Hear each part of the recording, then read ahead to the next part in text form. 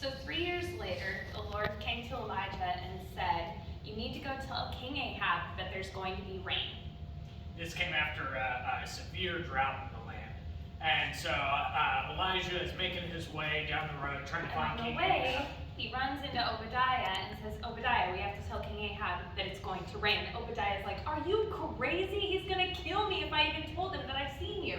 He made us swear up and down that he wasn't anywhere around here and that we couldn't find him anywhere. And so surely as soon as I go to King Ahab, the Spirit of God is going to take you someplace else.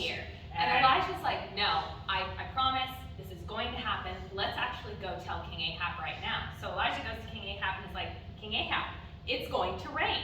And King Ahab is sitting there and he can't believe that Elijah is finally in front of him. And he says, "Finally, the man who has brought all of this disaster on the land is before me." And Elijah says, "No, you have brought all of this disaster on yourself with worshiping all of these other gods and disobeying, leading other people to do so." And so, let's have a little bit of a competition. How about you gather all of your prophets to your other gods? 850. And I'll pray to my one God, and we'll see which one God responds. And so we'll have the same piles of wood. We'll both have a bowl and cut it up and throw it on there. But you cannot. And you guys can even pick the better bowl and the better wood and everything. Yeah, we're letting you have the advantage, but you cannot start the fire. Your God has to start the fire. And so the prophets of Baal start dancing around, beating themselves, cutting themselves. Blood is gushing everywhere. And in the meantime, Elijah starts to mock them because there's no response after hours and hours of this crying out. "Hey, what's your God doing? Is he asleep? Is he on the toilet? Is he eating lunch?" And so Elijah quietly goes over to his, and he starts grabbing these buckets of water, and he's pouring them out over the sacrifice. Just so much water, drenching the wood. He fills this trench around all of the altar, so everything is just soaked. And then he goes and prays to God and says, "God, I need you to show up. I need you to show these people who you are."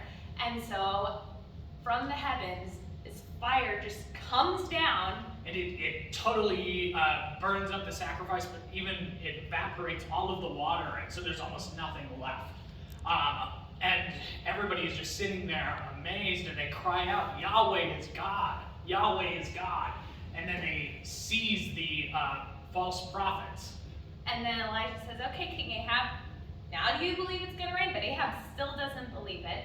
And so Elijah tells him to go and prepare yourself a feast, and then Elijah runs off to this high place, and he looks out over the sea, and he begins to pray, "God, will you please send this rain?" And he sends a servant to check 7 times, and on the 7th time, finally starts to see little tiny rain just clouds. the size of a hand way in the distance, and he tells the servant as soon as he sees that, "Go run up to King Ahab and tell him that he must get off the mountain now, otherwise he's going to get stuck in this drenched